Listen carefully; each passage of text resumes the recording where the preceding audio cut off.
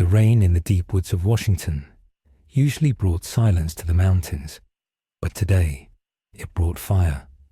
A massive boom shook the earth with enough force to rattle windows in the town of Forks 10 miles away.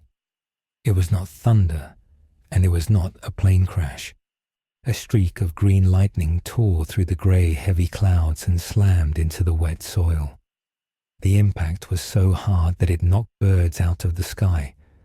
Ancient pine trees that had stood for 100 years snapped in half like dry twigs. Mud and rock flew into the air and buried the ferns in a hot layer of debris. In the center of the smoking hole lay a boy who looked like he had been through a war. Izuku Midoriya gasped for air. His chest heaved up and down violently. His green hero costume was torn to shreds and covered in blood and grime. He tried to push himself up, but his arms shook uncontrollably. He scrambled backward against the dirt wall of the crater. His eyes darted around in panic. He expected to see the ruined streets of a Japanese city. He expected to see the villain Shigaraki trying to steal his power. But there was only a wall of dark green pine trees and the cold, misty rain. He shouted a warning to allies who were not there. Black ropes of energy shot out of his back. They whipped around wildly and sliced through a falling tree trunk. The power of One for All felt different here. It felt heavy and thick inside his veins. It did not want to flow. Izuku coughed and tasted copper. He grabbed his head. The buzzing warning in his brain that usually told him about danger was silent. The silence was terrifying. It meant he was completely blind to threats. He tried to remember how he got here. There was a bright light and a feeling of being pulled apart. Now he was in a cold forest that smelled like wet dogs and salt water. His vision started to go dark at the edges. The pain in his broken bones finally caught up to his brain. He was alone in a place that felt wrong. The very air felt lighter and less dense than what he was used to. Meanwhile, two figures stood on a ridge a few miles away. They were pale and beautiful and stood perfectly still. Edward Cullen had stopped running instantly. He looked toward the column of smoke rising above the trees. His gold eyes widened in shock. He could hear a heart beating miles away. It was beating faster than any human heart should be able to handle. It sounded like a car engine redlining before an explosion. But the thoughts were even louder. A voice in the distance was screaming inside its own mind. It was screaming about protecting everyone and saving the world. It was a chaotic flood of strategies and names Edward did not know. Beside him, Emmett Cullen looked excited.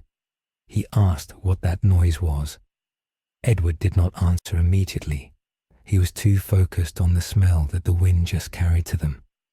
It was the smell of blood, but underneath the blood was something else. It smelled like ozone and electricity and raw power. It was a scent that made the vampire inside him feel uneasy. Edward told Emmett to run. They moved through the forest as blurs of motion. They did not run like humans. They moved like water flowing around rocks. They closed the distance to the crash site in seconds. As they got closer, the smell of power got stronger. The air felt charged with static. The hair on their arms stood up. This was not a transformed wolf. This was not a nomad vampire. This was something completely new. Back in the crater, Izuku felt the ground vibrate. He forced his eyes open one last time. He saw two blurry shapes stop at the edge of the hole. They moved too fast to be normal people. Izuku tried to raise a finger to flick the air pressure at them. He tried to defend himself, but his body failed. The green lightning faded from his skin. He collapsed face first into the mud. The disruption had arrived and the quiet peace of Forks was gone forever. Edward touched the boy's neck to check for a pulse. The skin was burning hot to the touch. It was not just fever heat. It felt like touching the hood of a car that had been driving in the sun all day. The pulse was erratic. It skipped beats and then raced like a machine gun. Emmett stood guard and watched the trees. He looked nervous. He had never seen Edward look so confused before. Edward tried to read the boy's mind again. Usually, human thoughts were like a clear radio station. This boy's mind was like a room full of screaming people. There were different voices overlapping each other. Some were old and faint. Some were angry. The loudest voice was the boy himself. Even unconscious, he was analyzing. He was mumbling in his mind about percentage and smash and shield. Edward shook his head to clear the noise. He told Emmett to pick him up. Emmett lifted the boy easily. Izuku was heavy for his size. His muscles were incredibly dense. It was like lifting a statue made of lead. They did not run at full speed because they did not want to hurt him more. They moved through the woods at a steady pace. The rain washed the blood off Izuku's arm. Beneath the blood, the skin was purple and scarred. It looked like his arms had been shattered a dozen times before. They arrived at the large white house near the river. Esme was already at the door. She had heard them coming. She saw the broken boy in Emmett's arms and gasped. Her motherly instincts took over instantly. She held the door open and told them to bring him to Carlyle's office. Carlyle was there waiting. He had his medical bag open. He was a doctor who had seen everything over 300 years. But when he saw Izuku, he paused. He cut away the remains of the green jumpsuit. The body underneath was a map of violence. There were burn marks and surgical scars. There were twisted knots of muscle where bones had healed wrong. Carlyle put a stethoscope to Izuku's chest. He frowned. The heart sounded strong, but the rhythm was strange. It was as if the heart was pumping something thicker than normal blood. Carlyle tried to insert a needle to give him morphine. The needle bent against Izuku's skin. Carlyle looked at Edward. He said the skin was too tough. It was like trying to inject a diamond. He had to use his vampire strength to push the needle in. It finally pierced the skin with a loud pop. Edward stood in the corner of the room. He was trying to filter the noise from Izuku's head. He focused on the other voices. One voice sounded like a woman. She was whispering about danger. Another voice was a man who sounded bald and strong. He was yelling about grit. Edward realized these were not thoughts. They were memories that were somehow alive. This boy was not just one person. He was a vessel for many. Alice walked into the room. She looked terrified. She held her head in her hands. She said she could not see his future. Every time she tried to look at what would happen to him, the vision shattered. It was like looking into a broken mirror. She said his choices changed too fast. She said he made decisions before he even thought about them. This frightened the family. They were used to knowing what was coming. Now they were blind. Rosalie stood by the door. She looked at the boy with suspicion. She asked what he was. She said he smelled like a storm. She did not like that he was here. She worried he would bring the Volturi. Carlyle ignored her and focused on setting the broken bones. He had to use force to snap the arm back into place. The sound was sickening. Izuku groaned in his sleep, but did not wake up. His pain tolerance was clearly inhuman. Carlyle finished the bandages. He told the family to leave the room. He wanted to monitor the boy alone. Edward stayed. He said he needed to listen. He said the boy might wake up fighting. Hours passed. The sun went down, and the forest became pitch black. Inside the house, the lights were dim. Izuku began to stir. His fingers twitched. The green sparks of One for All flickered around his hand like static electricity. The bed frame rattled. Edward stepped forward. He put his hands up in a gesture of peace. Izuku's eyes snapped open. They were bright green and filled with intensity. He did not look groggy. He went from sleep to full alert in 0 seconds. He sat up and winced. He looked at his bandaged arms. He looked at the pale man standing by the window. Izuku asked where he was. His voice was rough and dry. Edward answered calmly. He said he was in Forks, Washington. He said he was safe. Izuku looked confused. He repeated the name Washington. He asked about the villains. He asked about Shigaraki. Edward said there were no villains here. Izuku tried to stand up. His legs wobbled. He almost fell, but Edward caught him. Izuku flinched at the cold touch. He looked at Edward's hand. He noted the temperature. He noted the pale skin. He noted the gold eyes. Izuku pulled away quickly. He mumbled to himself. He said cold skin meant low blood circulation, or a quirk. He said gold eyes could be a mutation. He was analyzing Edward like a science experiment. Edward heard every thought. It was annoying but impressive. Edward told him to sit down. He said his body needed to heal. Izuku shook his head. He said he had to go. He said people were in danger. He tried to summon his power. He clenched his fist. He tried to pull on the stockpile of energy. Nothing happened. Or rather, something wrong happened. The green lightning sputtered and died. The power was there, but it was locked deep inside. It was like the engine was flooded. Izuku looked at his hand in horror. He felt weak. For the first time in a year, he felt like a normal human. He looked at Edward. He asked what they did to him. He asked if this was a quirk erasing bullet. Edward did not know what that meant. He said they only gave him medicine. He said his body was exhausted. Izuku sat back down on the bed. He took a deep breath. He forced himself to calm down. He started to think. If he was in America, then he was far from the war. But how did he get here? The last thing he remembered was the warp gate malfunctioning. Downstairs, Bella Swan walked through the front door. She had come to see Edward. She saw the tension in the house. Esme looked worried. Emmett looked ready to fight. Bella asked what was wrong. Rosalie told her a meteor fell from the sky and turned into a boy. Bella thought she was joking. She went upstairs to the office. She saw the boy sitting on the table. He looked about her age. He had messy green hair and freckles. He looked innocent, but his eyes were old. They were eyes that had seen death.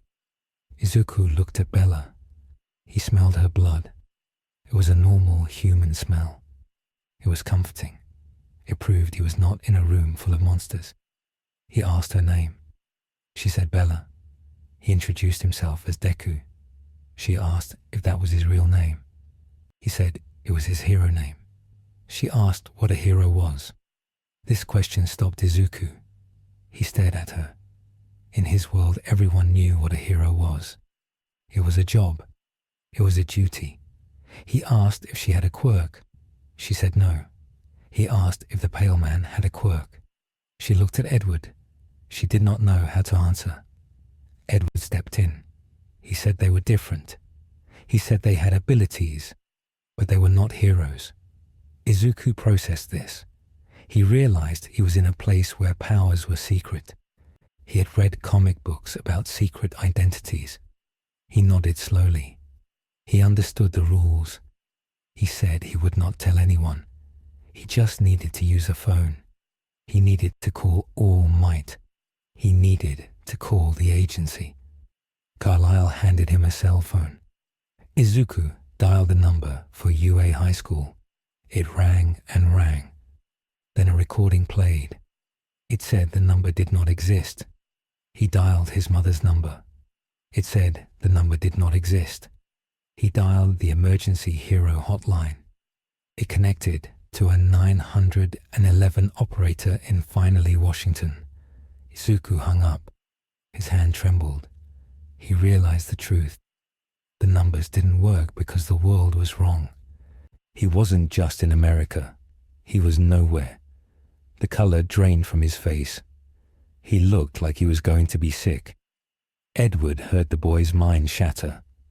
The realization of total loss hit Izuku like a physical blow.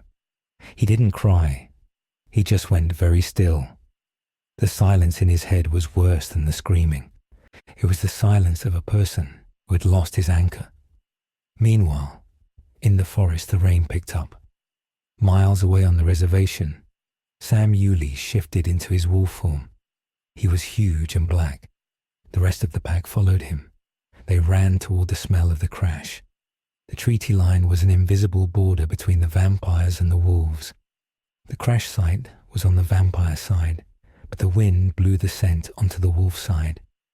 It smelled like burning ozone and magic. It smelled dangerous. Sam did not like unknown variables. He trotted to the edge of the crater. The mud was cooling. He sniffed the broken trees. He smelled the vampire scent of Edward and Emmett, but underneath that, he smelled the boy. The scent was confusing.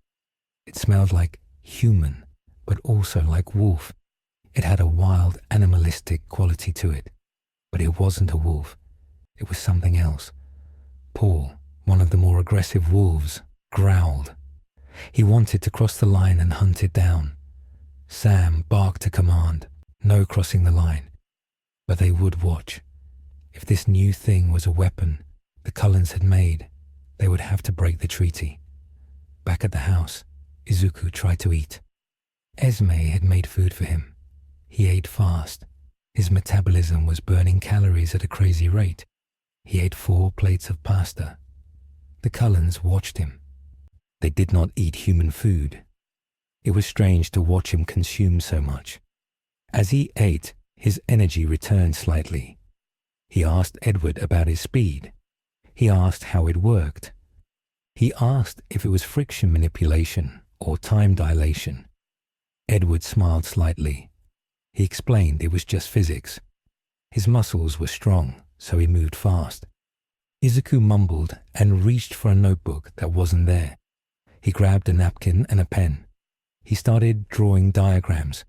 He drew Edward. He wrote notes about cold skin and speed. He was gathering data.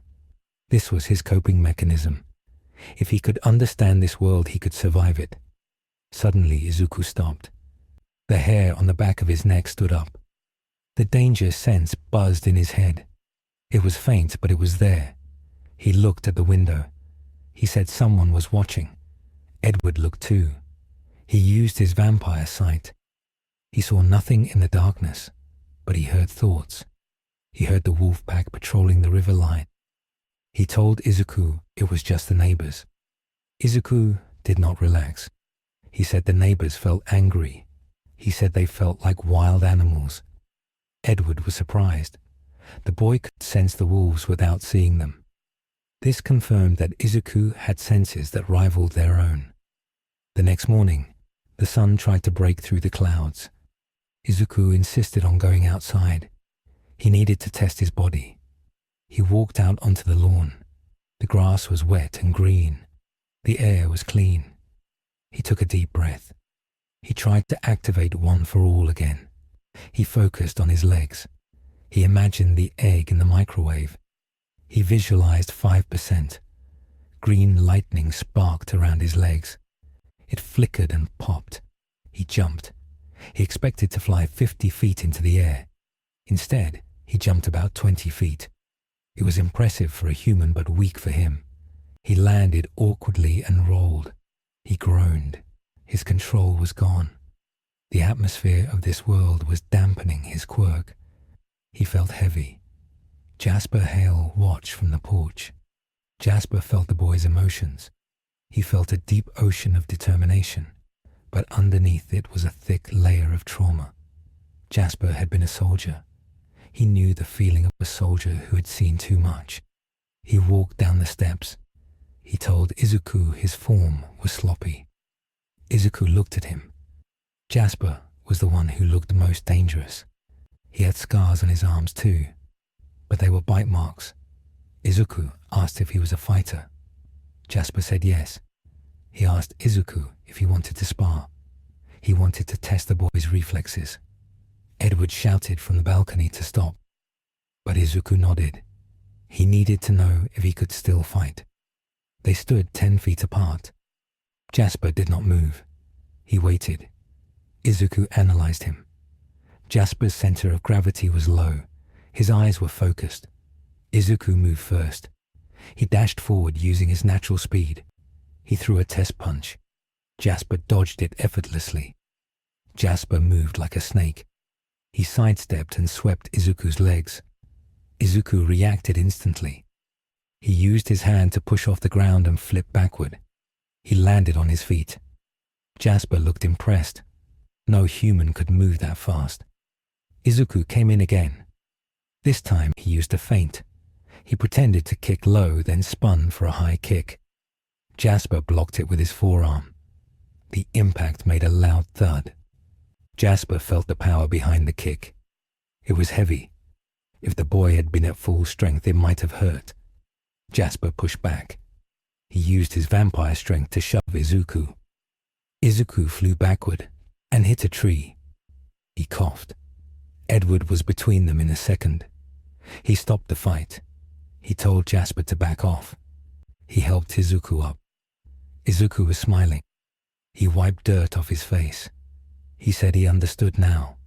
They were strong, very strong, and fast.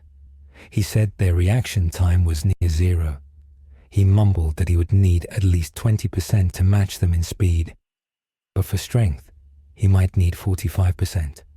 He was calculating how to beat them. He wasn't scared. He was planning. This unsettled the Cullens. They were used to humans being terrified. This boy looked at them like puzzles to be solved. Later that day, Carlyle called a family meeting. Izuku sat in the living room. Carlyle explained the situation. He said Izuku had no identification. He had no record of existing. They could not just send him to a hospital. The government would take him and experiment on him. His biology was too different. He had an extra joint in his toe, but his body was evolved for power. Carlyle said he had to stay with them. It was the only way to keep him safe. Rosalie argued. She said it was dangerous. She said he was a magnet for trouble. She pointed out the window. She said the wolves were agitated. She said the Volturi would eventually hear about the boy who fell from the sky. Izuku listened to them argue. He felt like a burden. He hated being a burden. He stood up. The room went quiet. He bowed low. It was a formal Japanese bow. He thanked them for saving him. He said he would leave. He did not want to cause trouble. He said he would go into the woods and live there. He had survival training. He could hunt. Edward shook his head. He said the woods were not safe. He told Izuku about the vampires who drank human blood. He told him about Victoria. He said there were things in the dark that would kill him in his weakened state. Izuku looked at his hands. He hated admitting weakness, but he knew Edward was right. Without his full power, he was vulnerable. He agreed to stay, but only until he could fix his connection to One for All. Days turned into a week. Izuku healed fast. The bruises faded. The bones knitted together. He started a routine. He woke up before the sun. He ran through the forest. He did push-ups with tree trunks on his back. He practiced his forms. He was relentless. He helped Esme around the house. He cleaned. He fixed the roof. He tried to be useful. He bonded with Emmett. Emmett loved that Izuku could lift heavy weights. They had lifting contests. Emmett always won, but Izuku never gave up. Izuku started attending school online using the Cullen's internet. He studied the history of this world. He learned about wars he didn't know happened. He learned that quirks never appeared. He learned about the mythology of vampires. He read every book in Carlyle's library. One afternoon, Bella brought her father Charlie to the house. Charlie was the police chief. He saw Izuku sitting on the porch. He asked who the kid was. Carlyle had a story ready. He said Izuku was a distant relative from Japan who was studying abroad. He said there was an accident and Izuku lost his luggage and papers. Charlie bought it. He was a simple man. He shook Izuku's hand. He noted the strong grip. He told Izuku to stay out of trouble. Izuku promised he would. He looked at the police badge on Charlie's chest. He felt a pang of sadness. He missed the police in his world. He missed the detective Tsukochi. He missed the structure of hero society. Here, the law was just normal men with guns. They had no idea what was walking among them. The tension with the wolves did not go away. They patrolled the border constantly. They howled at night. Izuku could hear them. One day, he decided to go to the boundary line. He wanted to see them. He walked through the fern forest. He reached the small river that separated the lands. He stood there and waited. A massive russet-colored wolf stepped out of the shadows. It was Jacob Black. The wolf stared at Izuku. It growled low in his throat. Izuku did not flinch. He bowed. He showed respect to the beast. He whispered that he was not an enemy. The wolf snarled. It could smell the vampire scent all over him. To the wolf, Izuku smelled like a thrall, a servant of the leeches. Jacob barked aggressively. He snapped his jaws. He wanted to scare the boy. Izuku stood his ground. He felt the danger sense buzz. He knew the wolf could kill him, but he also saw intelligence in the wolf's eyes. This wasn't a monster. It was a guardian. Izuku slowly backed away. He kept his eyes on the wolf. He showed he was leaving. The wolf watched him go. When he returned to the house, Alice was waiting. She had a vision. She saw fire. She saw a red-headed woman. She saw Victoria coming for Bella. And she saw Izuku standing in the way. She saw him fighting, but in the vision he was losing. She told Edward. Edward's face went hard. He looked at Izuku. He realized that by keeping the boy here, they had dragged him into their war. And Izuku, being who he was, would throw himself into the fire to save them. That was his nature. He was a hero. And in this world, heroes died young. Edward took Izuku to the garage. He closed the door. He asked Izuku why he fought. He asked what drove him. Izuku looked at his scarred hands. He said he fought because he had to. He said there were people who couldn't fight for themselves. He said he was given a gift and he had to use it. Edward listened to the thoughts behind the words. They were pure. There was no selfishness. It was absolute altruism. It was foreign to Edward. Vampires were selfish creatures by nature. Even the Cullens struggled with their desires. But this boy was different. He was made of something else. Edward decided then. He would help the boy train. If Izuku was going to stay, he needed to be able to defend himself against vampires. They started training that night. Edward taught him how vampires moved. He taught him to predict the blur. Izuku learned fast. He used his danger sense to bridge the gap. He started to dodge better. He started to land hits. He was adapting. The logic of this world was sinking in. Speed was king. Strength was secondary. If you couldn't hit it, you couldn't kill it. Izuku adjusted his style. He focused on mobility. He started using the environment. He bounced off trees. He used the terrain. He was becoming a hunter. A real storm from the Pacific Ocean. Thunder crashed and lightning lit up the sky. Izuku stood on the roof of the Cullen house. He watched the lightning. He felt the static in the air. For a brief second, he felt his own power surge. The storm outside connected with the storm inside him. Green lightning arched off his body and joined the natural lightning. It was a beacon. Miles away in the city of Seattle, a vampire named Victoria saw the flash of green light. She stopped feeding on a helpless victim. She looked towards the forks. She smiled. She was looking for a way to hurt Edward Cullen. She was looking for a weakness. And she just saw a light that shouldn't exist. She dropped the body and started running. She was coming to investigate. The anomaly had been spotted. The quiet days were over. The collision course was set. Izuku Midoriya was about to find out that in this universe, villains didn't give monologues. They just ripped your throat out. As the rain poured down, Izuku clenched his fist. The green light faded, but the heat remained. He looked at his hand. The power was coming back.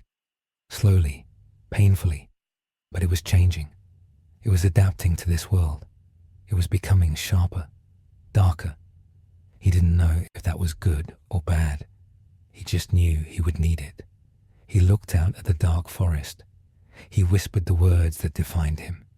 I am here. But the wind swallowed the words. He was here, but he was alone. The morning mist in Forks was thicker than usual, clinging to the asphalt like a wet grey blanket that refused to lift. Izuku sat in the back of Edward's Volvo, his eyes scanning every tree line and shadow as they drove toward the high school. He was not a student yet, but Carlyle had insisted he accompany them to maintain the cover story of being a visiting relative.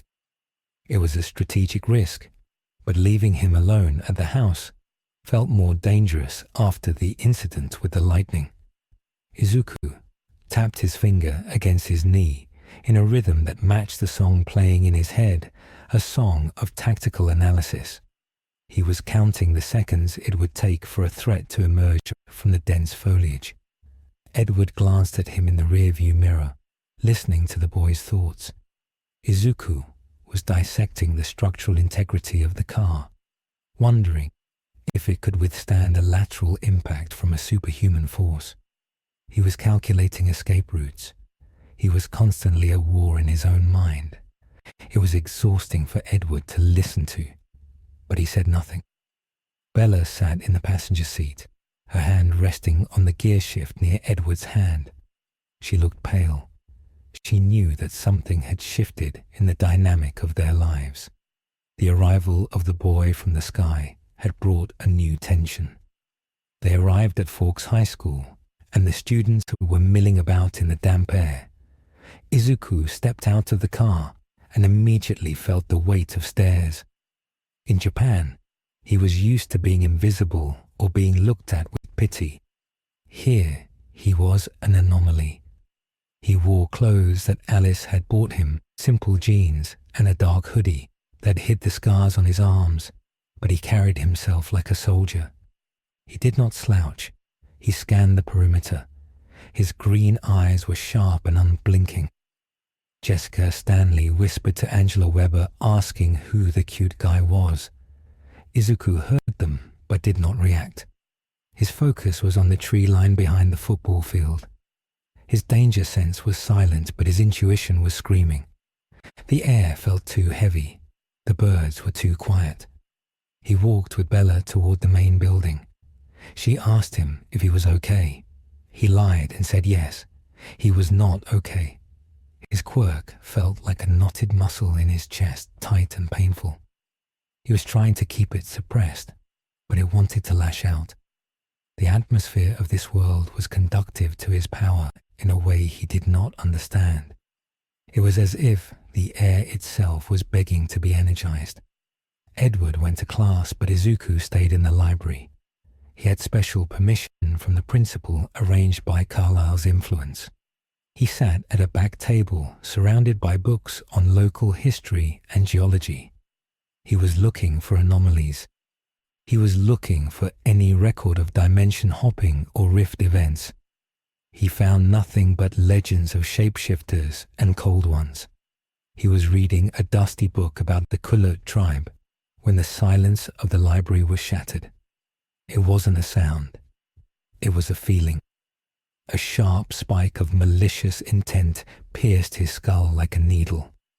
Danger sense flared so hard his vision went white for a split second. He stood up, knocking his chair over. The librarian shushed him, but he was already moving. He ran out of the library and into the hallway. The bell rang and students flooded the corridor. It was a sea of bodies. Izuku tried to push through, but he was small. He jumped up, grabbing the top of a locker row, and perched there, scanning the crowd. He saw nothing, but the feeling was getting closer. It was cold and sharp.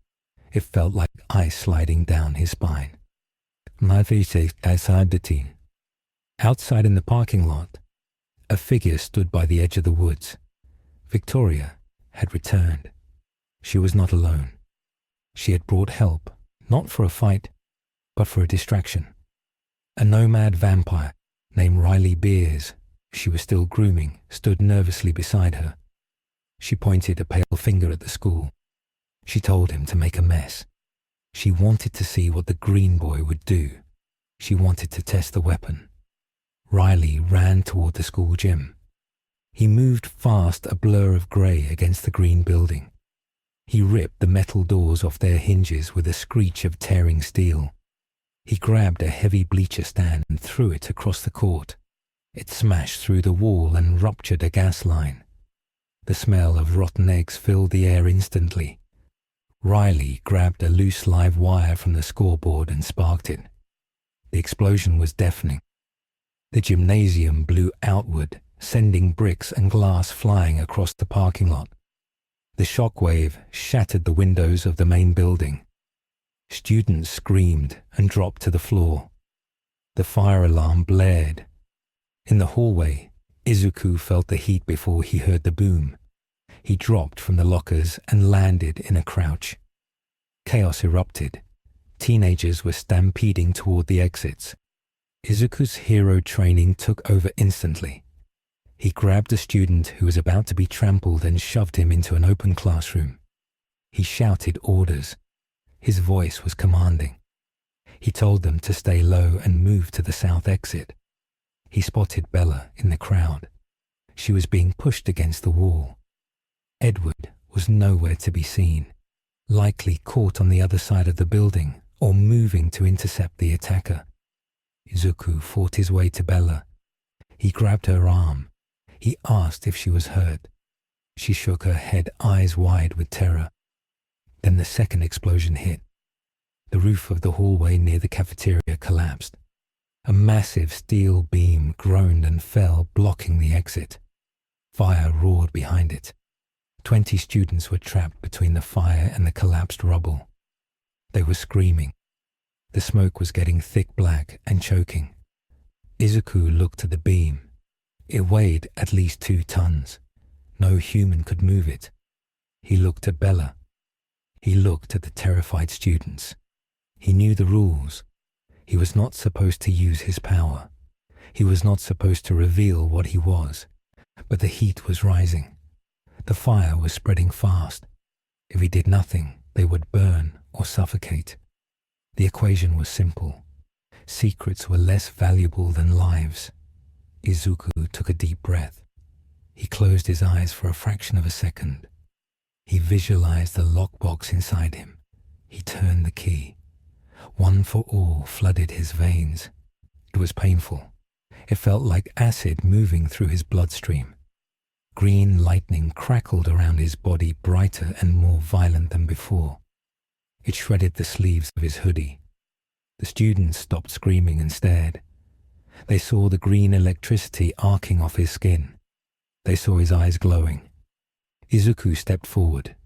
He grabbed the hot steel beam. His hands sizzled against the metal, but he did not flinch. He gritted his teeth. He pulled. Detroit. Smash, he whispered, not wanting to blow out the eardrums of the bystanders. He didn't punch it. He lifted it. With a roar of exertion, he tore the beam out of the rubble and threw it aside, as if it were made of cardboard. The impact shook the floor.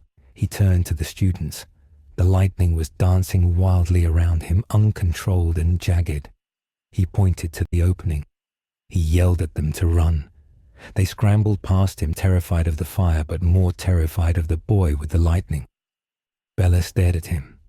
She had seen Edward stop a van, but this was different. This was raw energy. This was visible power. Izuku ushered the last student out. He coughed. The smoke was filling his lungs. He felt dizzy. Using the quirk here was draining him faster than usual. It was eating his stamina. He grabbed Bella and ran out into the courtyard. The fresh air hit him, but there was no relief. The danger sense was still buzzing. It was screaming directly above him. Izuku looked up. Victoria launched herself from the roof of the school. She was a red blur descending with claws outstretched, aimed directly at Bella's throat. Edward was running from the tree line, but he was too far away. He was shouting, but the sound was slow compared to the speed of the vampire. Izuku had no choice. He could not dodge while holding Bella. He had to intercept. He shoved Bella away with a burst of wind pressure sending her sliding across the wet grass. He spun around and kicked upward. He didn't have time to calculate the percentage. He just poured power into his leg. Manchester smash! His iron-soled red shoe collided with Victoria's diamond-hard arm. The impact created a shockwave that shattered the remaining windows of the school. The sound was like a cannon blast. The ground beneath Izuku's standing leg cracked and cratered. Victoria's eyes widened in genuine shock. She had expected a human. She had expected easy prey. Instead, she had hit a wall of kinetic force. The force of the kick launched her backward. She flew across the parking lot, spinning out of control, and crashed into a line of cars, crumpling them like accordions. Izuku landed and immediately fell to one knee. His right leg screamed in agony. He heard the snap of bone. The recoil had shattered his tibia. His body was not handling the quirk adaptation well. The gravity or the density of this world made the impact force reflect back into him with double the intensity. He gasped for air, clutching his leg. The green lightning faded, leaving him trembling. Edward arrived a second later. He stood in front of Izuku, crouching defensively. He hissed at the wreckage where Victoria had landed. But Victoria was already gone. She had realized she was outmatched in raw force and had fled into the woods. The silence that followed was heavy. Sirens wailed in the distance. Every student in the parking lot was staring at Izuku. They had seen him throw a beam. They had seen him kick a woman through 3 cars. They had seen the lightning. The secret was out. But that was not the catastrophe. The catastrophe was watching from the edge of the forest. Sam Yulee and his pack had come when they heard the explosion. They were standing at the tree line. They saw the vampire attack, but they also saw the boy. They saw the green energy. To the wolves, this did not look like heroism. It looked like dark magic. It looked like the Cullens had created a monster, a weapon. Sam locked eyes with Edward. The wolf's thoughts were loud and clear. Treaty broken. You brought a weapon of war onto our land. You exposed us all. Edward tried to project his thoughts back to explain, but Sam roared. It was a sound of war. The pack turned and vanished into the woods, but the message was delivered. The truce was over. Carlyle arrived minutes later with the police. He took charge of the scene. He claimed Izuku was in shock. He tried to spin a story about adrenaline and a gas explosion causing the cars to crush. But the students were whispering. They had videos on their phones, grainy footage of green lightning. The masquerade was cracking. Carlyle got Izuku into the car. They drove back to the house in silence. The mood was funeral. Back at the Cullen house, the atmosphere was suffocating. Rosalie was furious. She paced the living room, accusing Izuku of ruining everything. She said they would have to move. They would have to start over. She said the Volturi would come. Izuku sat on the couch, his leg in a splint. He looked down at his hands. He felt ashamed. He had tried to save people, and he had caused a disaster. He apologized. His voice was quiet. He said he couldn't let them die. Edward stood by the window watching the forest. He defended Izuku. He said Izuku did the only thing he could do. He said the fault lay with Victoria. Suddenly, Alice gasped. She dropped a vase she was holding. It shattered on the floor. Her eyes glazed over. She saw a vision. It was not the Volturi. It was the wolves. She saw them gathering at the river. She saw them preparing for a full assault. They believed Izuku was a threat to the tribe. They believed he was a vampire-human hybrid experiment that needed to be destroyed before it grew stronger. They were not waiting for a negotiation. They were coming tonight. Carlyle tried to call Billy Black to reason with him. The line was dead. The wolves had cut communications. They were operating on primal instinct now. Protect the tribe, kill the abomination. Izuku stood up despite the pain in his leg. He asked for crutches. He said he would go talk to them. He said he would explain. Jasper shook his head. He said they wouldn't listen. He said the wolves were emotional creatures. Once they decided something was a threat, they hunted it until it was dead. Jasper began to roll up his sleeves. He looked at his brothers. He said they had to prepare a defense. The house was indefensible. They had to meet them in the field. The sun set, and the rain returned, turning into a deluge. The Cullens stood in the clearing in front of their house. Izuku insisted on standing with them. He balanced on one leg, his fists clenched. He felt the familiar buzz of one for all. It was dangerous to use it again so soon. His bones were brittle, but he would not let them fight for him. The wolves emerged from the darkness. There were more of them than before. Sam led the pack, his massive black form radiating aggression. Flanking him were Paul, Jared, Embry, and the younger ones. And there was Jacob. Jacob looked at Bella, who stood on the porch, and then at Izuku.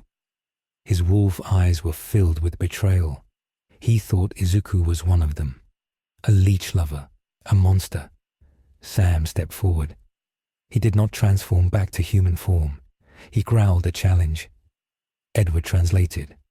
Hand over the boy, or we kill you all. Carlyle stepped forward. He spoke calmly. He said the boy was human. He said he was a victim. Sam barked a laugh. He pawed the ground. He had seen the lightning. Humans did not crack the earth. Humans did not glow. He gave an ultimatum. They had 5 minutes to surrender the weapon. Izuku looked at the wolves. He analyzed their formation. They were a pack. They fought as a unit. If the Cullens fought them, it would be a bloodbath. Immortals would die. Wolves would die. And it would be his fault. He made a decision.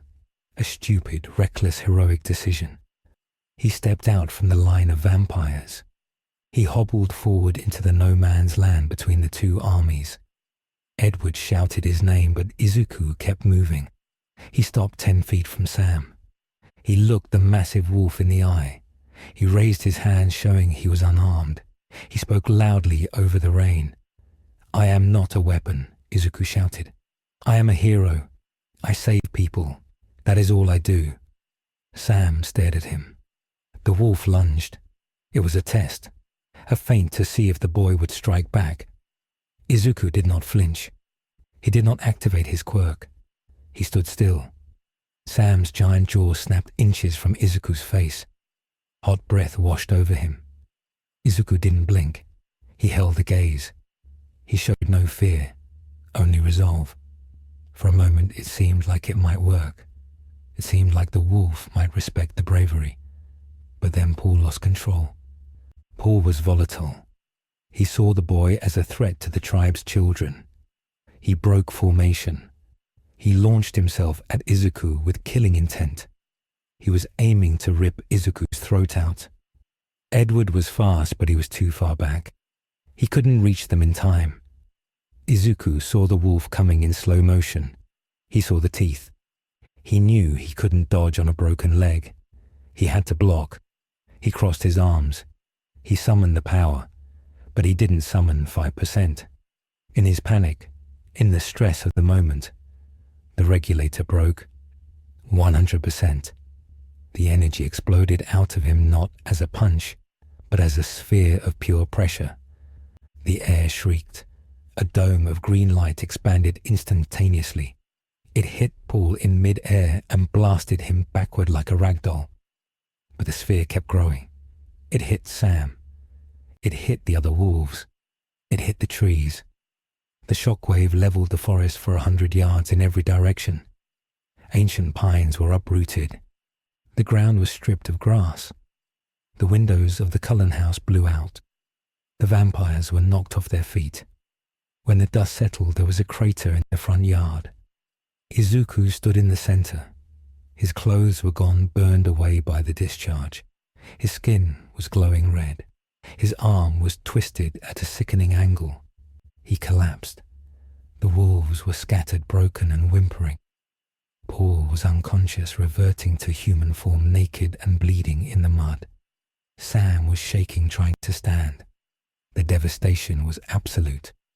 This was the catastrophe. Izuku had not just revealed himself. He had proven their worst fears right. He was a bomb, and he had just gone off. The Cullens picked themselves up. Carlyle ran to the wolves to check for fatalities. Edward ran to Izuku. The boy was breathing, but it was shallow. His skin was sizzling. The rain evaporated when it touched him. Sam stood up shakily. He looked at the devastation. He looked at his injured pack. He looked at the boy. There was no room for negotiation anymore. This was war, but they could not fight now. They were broken. Sam let out a howl of mourning and rage. The pack dragged their wounded away into the darkness. They retreated, but the look in Sam's eyes promised one thing. They would come back, and they would bring everyone. Izuku lay in the mud staring up at the dark sky. He felt the cold rain hitting his face. He felt the agony in his arm. He felt the guilt crushing his heart. He had tried to de-escalate. He had tried to be a hero, but he had forgotten that he was in a world that didn't understand heroes. It only understood predators and prey, and he had just shown everyone that he was the biggest predator of all. Edward lifted him up. Izuku whispered a single word. "Run." Edward shook his head. "No, we stay. We fix this." But as they carried him back into the ruined house, Izuku knew nothing could be fixed. The timeline was fractured. The secret was dead. And somewhere in the dark, Victoria was laughing. She had wanted to separate the Cullens from their allies. She had succeeded beyond her wildest dreams. She didn't need to kill them. She just needed to let them destroy each other. The screen of Izuku's phone, which had fallen in the mud, lit up. It was a news alert. Unknown explosion in Forks, military investigating. The escalation had begun. The world was watching. And Izuku Midoriya was the target. The silence in the Cullen household was not peaceful. It was the heavy, suffocating silence of a tomb. The windows were covered with plywood sheets nailed hastily into the frames to hide the destruction inside. Rain drummed relentlessly against the temporary barricades. In the center of the living room, which had been converted into a trauma unit, Izuku Midoriya lay on a reinforced medical table. His right arm was encased in a heavy plaster cast that went from his fingers to his shoulder. His leg was elevated and immobilized with steel pins that Carlyle had inserted during a surgery performed at super speed. The smell of antiseptic and ozone hung in the air. Izuku was awake. He stared at the ceiling, his eyes burning with a feverish intensity. He was not looking at the cracks in the plaster. He was replaying the explosion in his mind. He was calculating the force vector of the 100% smash. He was analyzing the mistake. It wasn't just a loss of control. It was a fundamental incompatibility between his quirk and the physics of this universe. The atmosphere here did not absorb the excess energy. It magnified it. He was a walking nuclear reactor with a leaking core. Carlyle stood by the table changing the IV bag. The liquid inside was not normal saline. It was a mixture of donated blood and a synthesized nutrient solution he had created to keep Izuku's metabolism from consuming his own muscle mass. Carlyle looked tired. For a vampire, fatigue was mental, not physical, but the strain was evident in his eyes. He told Izuku that his bones were knitting, but the density of the breaks was severe. He said that if Izuku used that level of power again, his arm would not just break, it would disintegrate. Izuku nodded slowly. He understood. He whispered an apology. He said he should have let the wolf attack him. Carlyle shook his head. He said that self-defense was a natural right even for a hero. He said the tragedy was not the action, but the circumstance. Edward entered the room. He had been patrolling the perimeter of the property. He looked tense. He reported that the town of Forks was under lockdown. The explosion had been registered by seismic sensors in Seattle. The official story was a gas main rupture combined with a minor earthquake. But the government wasn't buying it. Edward said he could hear the thoughts of the men setting up roadblocks on the highway. They weren't utility workers. They were National Guard. And they were scared. They were thinking about radiation. They were thinking about terrorist cells. They were thinking about containment. Izuku tried to sit up, but the pain in his ribs forced him back down. He asked if they were looking for him. Edward confirmed it. He said the description of the green lightning had leaked. The students had posted videos before the cell towers were jammed. The world knew something supernatural had happened in Forks. Rosalie stood in the doorway. She held a crowbar in her hand, as if she expected the military to burst through the door any second. She looked at Izuku with cold fury. She said this was the end of their life here. She said they had spent 70 years building a safe haven, and he had destroyed it in 1 week. She didn't yell. Her voice was flat and factual, which made it hurt more. She said they were monsters who lived in the shadows for a reason. Izuku did not argue. He agreed with her. He knew the cost of exposure. In his world, heroes were celebrities. Here, they were targets. He told her he would turn himself in. He said he would tell them he was a mutant and the Cullens were hostages. He would take the fall. Emmett stepped between them. He told Rosalie to back off. He said the kid was family now, whether she liked it or not. He said they didn't trade lives, but the tension remained. The family was fracturing under the pressure. Alice sat in the corner, her knees pulled to her chest. She was blind. The future was a chaotic mess of decisions being made by hundreds of soldiers and angry wolves. She couldn't see a clear path. Every time she tried to focus, the vision was obscured by smoke and green static. She said the variables were shifting too fast. She said she saw fire, but she didn't know who started it. Outside, the situation was deteriorating. The US military had set up a command post at the Forks High School. Colonel James Webber was in charge. He was a no-nonsense man who had seen combat in the Middle East. He looked at the satellite imagery of the Cullen property. The heat signature from the crater was still glowing on the thermal scans. It wasn't normal heat. It was reading as high-energy plasma residue. The scientists were baffled. They told the colonel that the energy output was equivalent to a tactical nuke, but without the radiation fallout. They said whatever caused this was a weapon of mass destruction. Colonel Webber didn't believe in vampires or magic. He believed in threats, and he had a threat isolated in the woods. He ordered the perimeter to be tightened. He authorized the use of drones. At the edge of the Quileute reservation, Sam Yulee stood on a cliff overlooking the river. His arm was in a sling. The healing factor of the wolves was fast, but the impact of One for All had done deep damage. His pack was behind him. They were angry. They watched the military trucks rumble down the highway. They knew this was bad. The humans would come into the woods. They would find the wolves. The secret of the tribe was at risk. Paul, who was still limping, spat on the ground. He said they should kill the leech lover and give his body to the soldiers. He said it would satisfy them. Jacob Black shook his head. He said the soldiers wouldn't stop there. Once they saw what was in the woods, they would burn it all down. Jacob argued that the real enemy was the military. Sam looked at the Cullen house in the distance. He made a decision.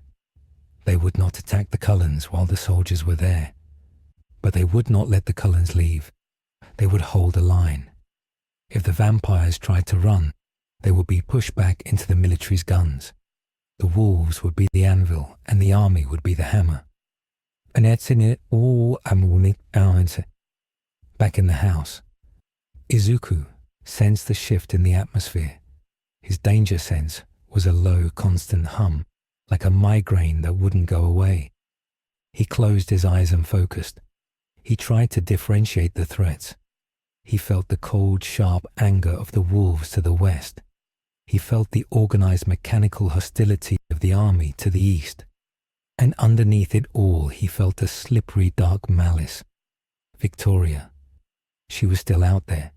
She was waiting. Izuku realized she wasn't attacking because she didn't have to. She was letting the human world do the work for her. She was the catalyst. He called for Edward. He told Edward about Victoria's strategy. He said they were being herded. He said if they stayed in the house, they would be besieged. If they ran, they would be intercepted. He asked for a map. Edward brought a topographic map of the Olympic Peninsula. Izuku studied it. He looked at the terrain. He looked at the choke points. He pointed to a ridge line north of the mountain. He said it was the only way out. It was rugged terrain where tanks couldn't go. It was too steep for normal infantry. But for vampires and a quirk user, it was a highway. He said they had to move tonight. Carlyle hesitated.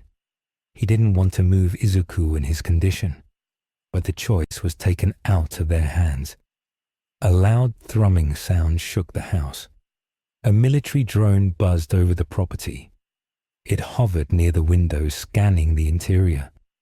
Emmett growled and grabbed a baseball bat. He wanted to smash it. Edward stopped him. He said if they destroyed the drone, it would be an admission of hostility. The drone lingered for a minute, then flew back toward the town. The clock had started. They had been positively identified. The sun began to set, casting long shadows over the ruined yard. The Cullens packed only what they could carry. They were nomads again. Izuku insisted on walking. He fashioned a crutch out of a broken piece of hardwood floor. He tested his weight. It hurt, but it was bearable. He strapped his injured arm to his chest. He looked at his hero costume.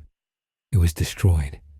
He wore borrowed clothes again, a flannel shirt and cargo pants. He didn't look like a hero. He looked like a refugee. They slipped out the back door, moving into the dense forest. They moved in silence. Edward took point using his mind reading to scan for patrols. Alice and Jasper watched the flanks. Emmett and Rosalie carried the heavy supplies. Carlyle stayed close to Izuku, monitoring his heart rate. They moved fast, faster than humans, but slower than their full potential. They had to keep Izuku's pace. The rain covered their scent, which was a small mercy. They made it 2 miles before the first obstacle appeared. Danger sense spiked. Izuku stopped and signaled the group. He pointed to a cluster of trees ahead. Edward nodded. He heard them too. A special ops team was waiting in ambush. They were using thermal cloaks and heartbeat sensors. They were elite. The colonel had not underestimated his target. Jasper stepped forward. This was his domain. He was a soldier of the Civil War. He understood tactics. He whispered a plan. They would not fight to kill. They would fight to disable. They needed to pass without raising the alarm. Jasper and Emmett vanished into the trees. A moment later, the sounds of a struggle drifted back. There were no gunshots, just the sound of bodies hitting the ground and weapons being crushed. It was over in 10 seconds. The Cullens moved forward. Izuku looked at the soldiers. They were unconscious, tied up with their own tactical gear. Their radios were smashed. Izuku felt a pang of guilt. These men were just doing their job. They thought they were protecting their country. He was the villain in their story. They continued up the slope. The terrain got steeper. The trees thinned out, replaced by jagged rocks. The rain turned to sleet. Izuku was shivering. His body fat was low and his metabolism was crashing. Esme noticed. She took off her weatherproof jacket and draped it over him. She didn't feel the cold. Izuku thanked her. Her kindness was a stark contrast to the violence of the night. They reached the ridgeline. Below them lay a deep valley that led toward the coast. If they could cross the valley, they could reach the ocean. From there, they could swim north to Canada or find a boat. It was a desperate plan, but it was the only one. But as they stepped onto the ridge, a howl pierced the night. It came from the valley floor, then another, and another. The wolves were there. They had anticipated the route. The pack had not blocked the roads. They had blocked the wilderness escape. Edward stopped. He looked down into the dark abyss of the valley. He saw the minds of 20 wolves. The entire pack was there, and they were joined by others. Wolves from neighboring tribes who had heard the call. It was an army of shapeshifters. They were waiting in the narrow pass. There was no way to sneak through. Behind them, the sound of helicopters grew louder. Searchlights swept the mountainside. The military was tracking their heat signatures again. They were pinned, the hammer and the anvil. Izuku looked at the vampires. They were cornered. Rosalie looked ready to fight to the death. Carlyle looked heartbroken. This was a massacre waiting to happen. Izuku knew he was the variable that could change the equation. But he was broken. He had no 100% left. He barely had 5%. He closed his eyes and went into the vestige world inside his mind. He called out to the previous users. He needed advice. He needed a strategy. The voice of the first user echoed in his head. You cannot overpower them. You must outmaneuver them. Use their fear against them. Izuku opened his eyes. He had a plan. It was risky. It relied on the specific psychology of the wolves and the ignorance of the military. He turned to Edward. He spoke fast. He told Edward that they couldn't fight the wolves. They had to make the wolves leave. He asked Edward if he could project his voice. Edward said no, but he could mimic sounds. Izuku shook his head. That wasn't enough. He looked at Alice. He asked if she could drive. She looked confused but said yes. Izuku pointed to a logging road that ran parallel to the ridge.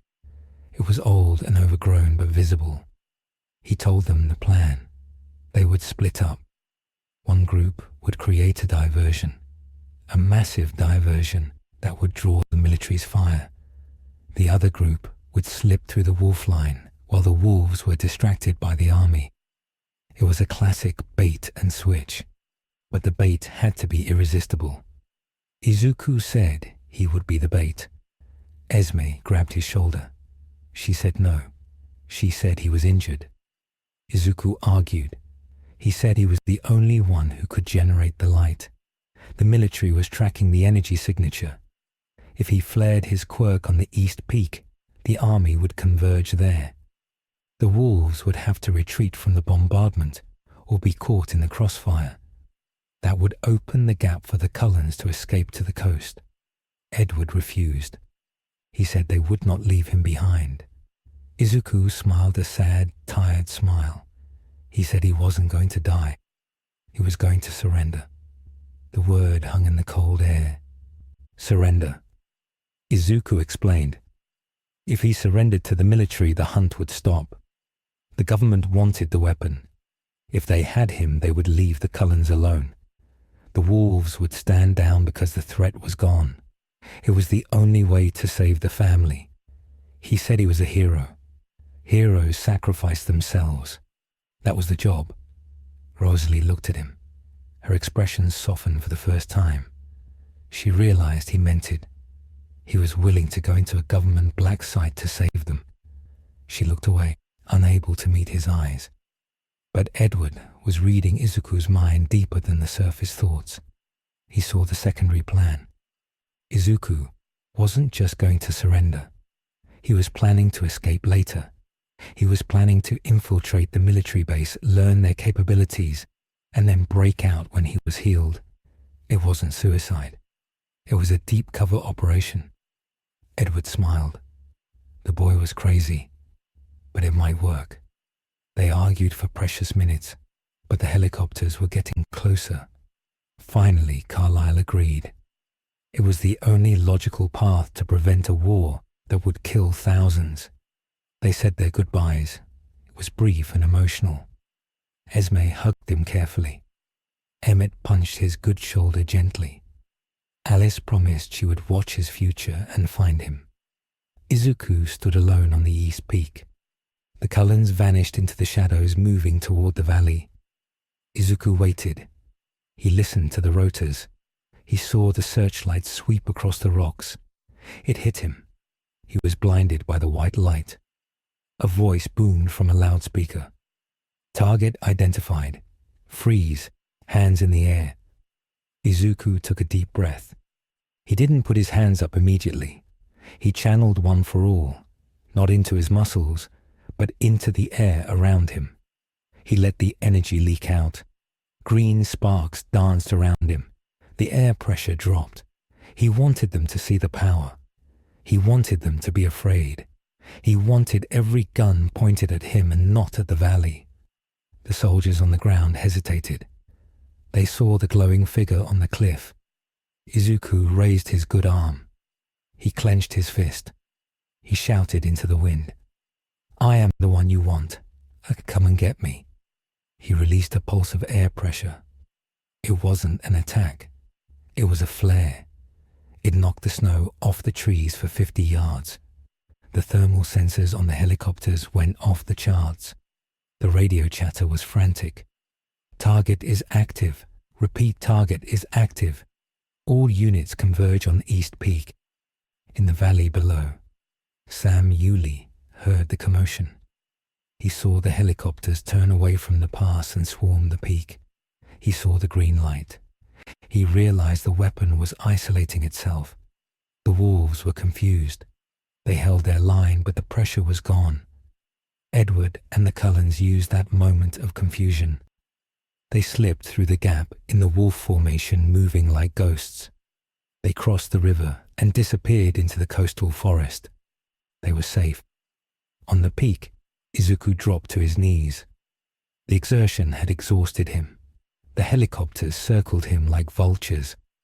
Soldiers rappelled down from the hovering aircraft. Red laser dots danced on his chest. Dozens of rifles were aimed at his heart. Colonel Weber stepped out of the lead chopper that had landed on a flat rock. He held a pistol, but he didn't raise it.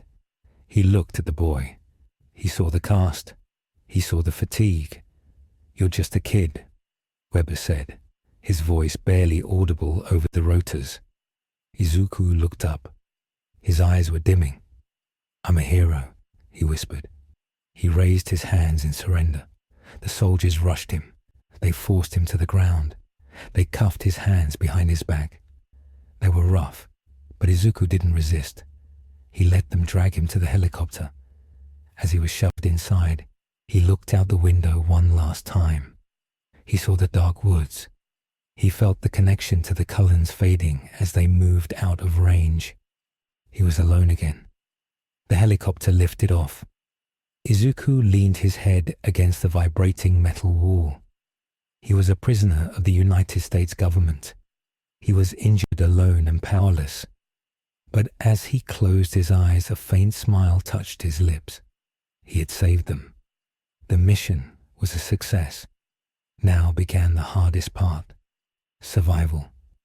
Meanwhile, in the chaos of the withdrawal, no one noticed a shadow slipping into the abandoned Cullen house. Victoria walked through the broken front door. She stepped over the debris. She smelled the scent of the departure. She knew they were gone, but she also smelled the scent of the boy. She walked to the living room, where the medical table stood. She saw the blood-stained bandages. She picked one up and inhaled deeply. She smiled. The Cullens had escaped, but their protector was gone, and she knew exactly where the military was taking him. She didn't need to fight the army. She just needed to follow it. The game had moved from the forest to the cage, and Victoria was very good at playing with caged things. The helicopter banked left, heading toward a classified facility in the Nevada desert. Izuku slept. His dreams were not of peace. They were of a dark void and a man with no face reaching out to steal his power. The timeline had shifted again. The supernatural secret was now a national security file, a heavy steel door locking Izuku Midoriya into the darkness. The facility had no name on any official map, but the personnel called it the Icebox. It was located 300 feet beneath the baked alkali flats of the Nevada desert. The air was recycled and smelled of ozone and stale coffee. Izuku Midoriya sat in the center of a glass containment cell that was suspended in the middle of a larger concrete hangar. The glass was 3 inches thick and reinforced with a polycarbonate weave designed to stop high-caliber rounds. There were no corners in the cell, only smooth curves to prevent leverage.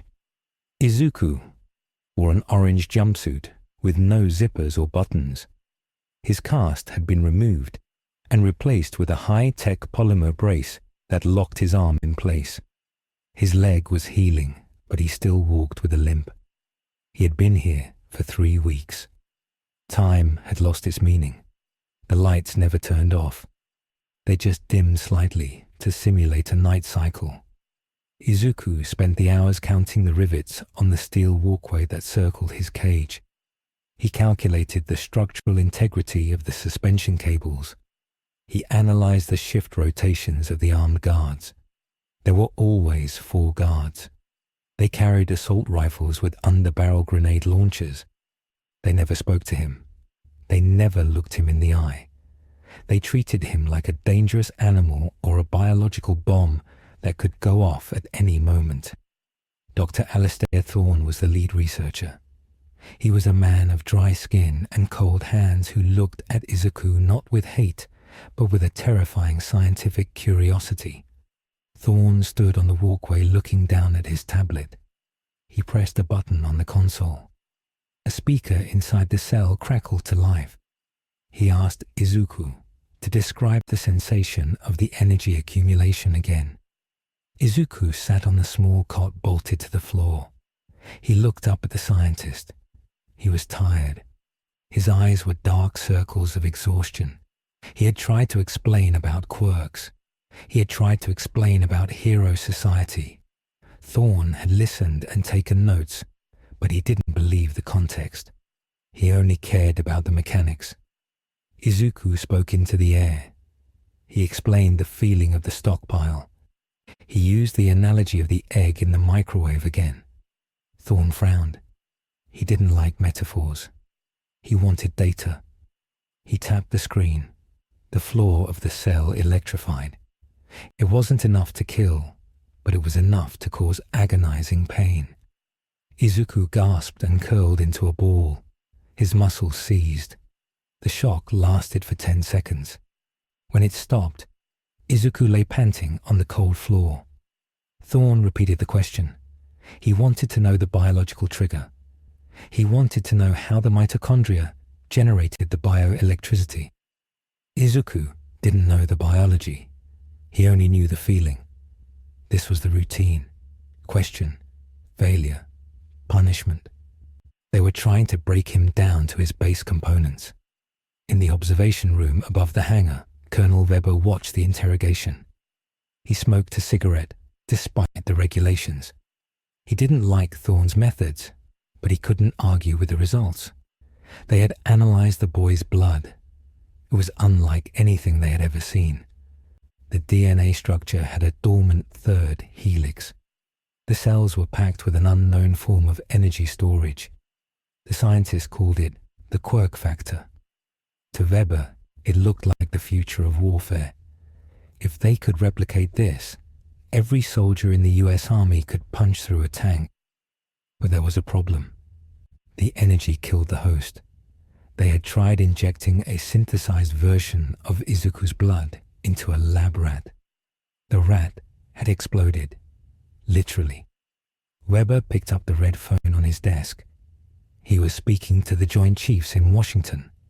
He reported that the subject was resilient but uncooperative regarding the origin of the power. The chiefs were impatient. The incident in Forks was becoming harder to cover up. Conspiracy theories were spreading on the internet. They needed a win. They needed a weapon. They gave Weber a new order. Move to Phase 2. Invasive extraction. If the boy wouldn't explain how it worked, they would take him apart to see the engine. Back in the cell, Izuku felt the shift in his own body. The vestiges were active. The first user was whispering to him constantly. He told Izuku to hold on. He told him that pain was temporary. But the other users were agitated. The second user was angry. He urged Izuku to break the glass. He said the humans here were no different from the villains of their time. Izuku refused. He argued in his mind. He said that if he attacked, he would prove them right. He would be the monster they feared. He had to show them he was a human. He had to build a bridge. The next day, Thorne entered the cell. This was rare. Usually, he stayed behind the glass. 2 guards with heavy stun batons accompanied him. Thorne sat on a metal stool. He looked at Izuku. He asked a new question. He asked if the power was genetic. Izuku hesitated. This was the moment. The small choice. He could lie. He could say it was a mutation unique to him. If he said that they would study him until he died, but they would treat him as a singular anomaly. But Izuku was honest. He believed in the good of others.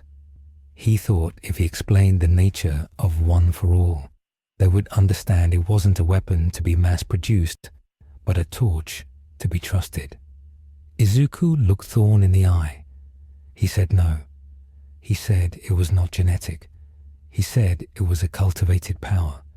He said it could be passed on. The silence in the room was absolute. Thorne's eyes widened. He stopped typing. He asked Izuku to repeat that. Izuku explained that it was a transfer of power from one person to another. He explained that it grew stronger with each user. He thought he was explaining the burden of the hero. He was wrong. He had just signed his own death warrant. Thorne stood up slowly. He didn't say another word. He signaled the guards. They left the cell and locked the door. Thorne went straight to Weber. He was trembling with excitement. He told the colonel that they didn't need to replicate the DNA.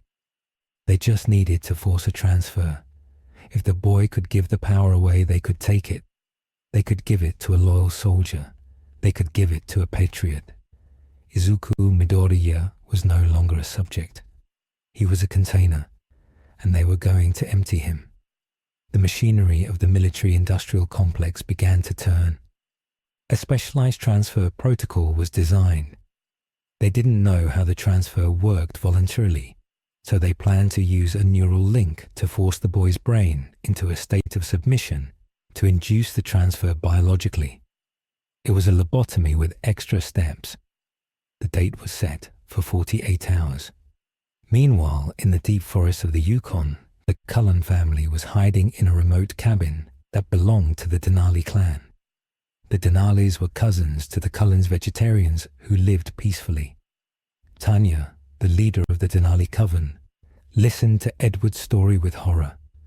She couldn't believe a human could have such power. Alice was sitting by the fireplace. She was stiff as a statue.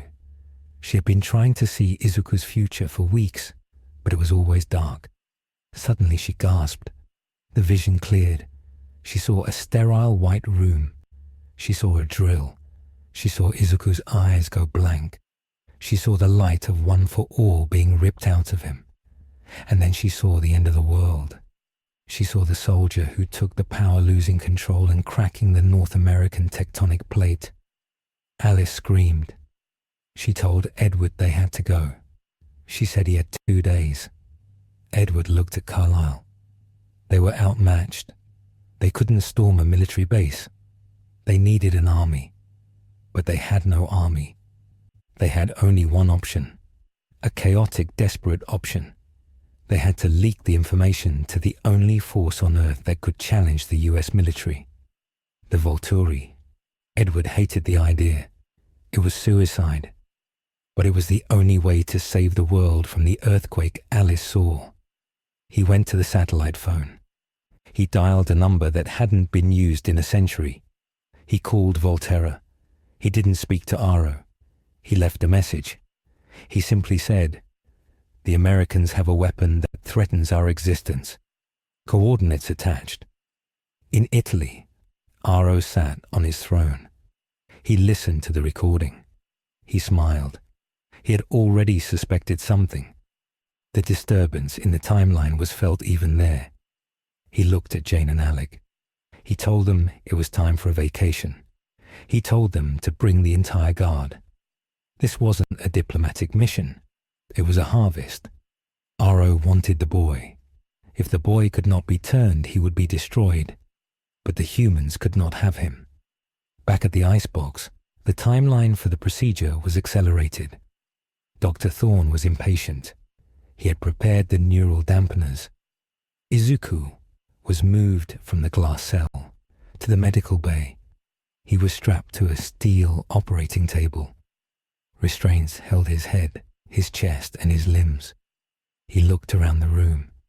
He saw the saws and the drills. He realized finally that his honesty had been a mistake. He had trusted them, and they were going to eat him. Panic set in. Real panic. Not the adrenaline of a fight, but the cold terror of helplessness. He struggled against the straps. The leather cut into his skin. He called out for all might. He called out for his mother. Nobody answered. Thorne leaned over him. He told Izuku to relax. He said it was for the greater good of the country. He injected a sedative into Izuku's neck. The room began to spin. The vestiges screamed in his mind. "Wake up! Wake up!" Izuku fought the drug. He bit his tongue until it bled to use the pain to stay awake. He focused on his anger. For the first time in his life, he let go of the altruism. He grabbed onto the rage at Shigaraki, the rage at the unfairness, the rage at this cold metal world. Suddenly, the alarms in the facility screamed. Red emergency lights bathed the room in blood. A shockwave shook the building. Dust fell from the ceiling. Thorne looked up in confusion. He shouted at the intercom, asking what was happening. "Breach! Sector 4. Hostiles are. Fast! My God, they are eating us." The voice on the radio cut out with a wet gurgle. The door to the medical bay exploded inward. It wasn't a bomb. It was a body. A guard was thrown through the steel door with such force that he embedded into the far wall. Through the smoke stepped a figure in a dark cloak. It was Felix of the Volturi Guard. He was a giant of a vampire. He scanned the room. He saw the doctors. He saw the boy strapped to the table. He smiled. Thorne pulled a pistol. He fired 3 shots. The bullets hit Felix in the chest and flattened uselessly. Felix didn't even blink. He crossed the room in a blur. He grabbed Thorne by the neck and twisted. There was a snap, and the doctor fell limp. The other medical staff screamed and huddled in the corner. Felix ignored them. He walked to the table. He looked down at Izuku. "So this is the prize," Felix said. His voice was like grinding stones. He reached out to rip the straps off. Izuku looked at the vampire. He felt the danger sense. It was different from the soldiers. This was ancient malice. Felix didn't want to save him. He wanted to collect him. Before Felix could touch him, another blur entered the room. A small figure. Jane. She looked like a child, but her eyes were the color of fresh blood. She looked at Izuku. She whispered pain. Izuku's body arched off the table. The sensation was indescribable. It was every nerve ending being set on fire at once. It was worse than One for All breaking his bones. It was pure agony without physical damage. Izuku screamed, a raw tearing scream that echoed through the facility. Jane held the gaze. She was testing him. She wanted to see how much he could take. Felix laughed. He told Jane to stop playing. They had to move him before the reinforcements arrived. Jane broke the contact.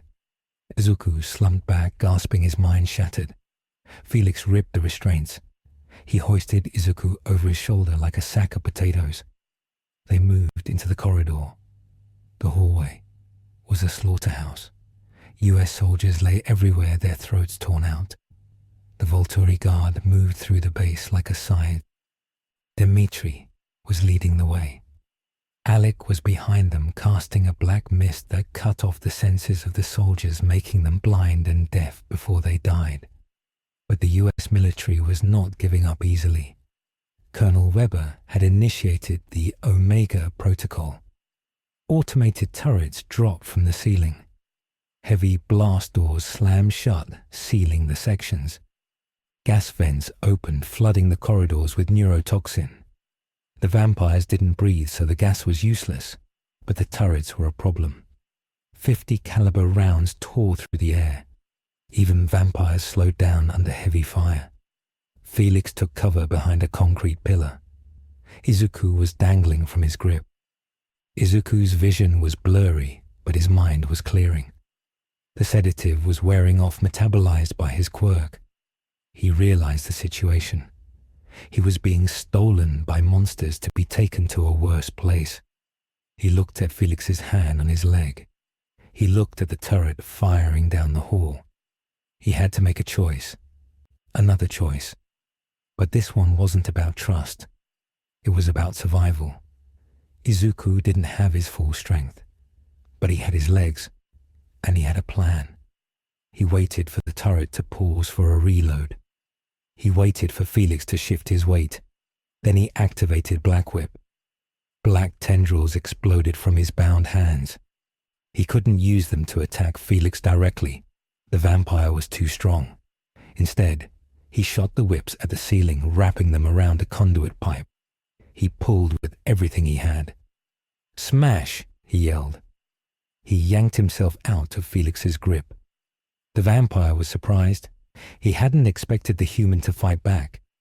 Izuku swung through the air. He didn't swing toward freedom. He swung toward the turret.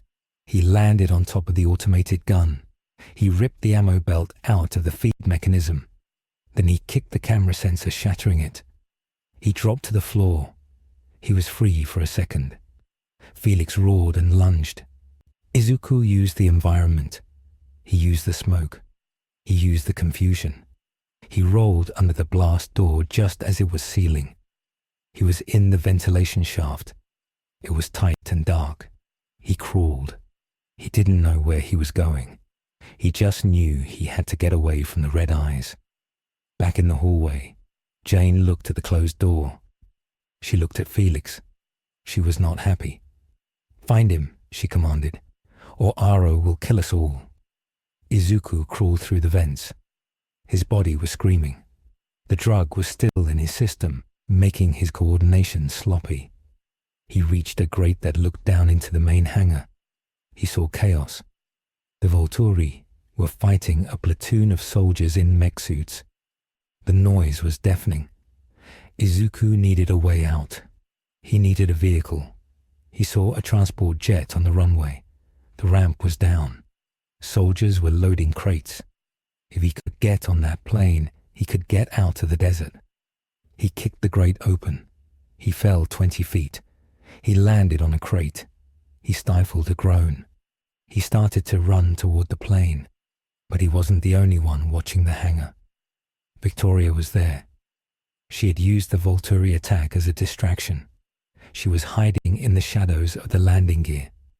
She saw Izuku running across the tarmac. She saw her moment. She didn't want him to leave. She wanted him dead. She stepped out. She blocked his path to the plane. Izuku skidded to a stop. He looked at the red-headed vampire. He recognized her. The woman from the school. The one who started it all. Victoria smiled. Her teeth were needle-sharp. "Going somewhere, little hero," she hissed.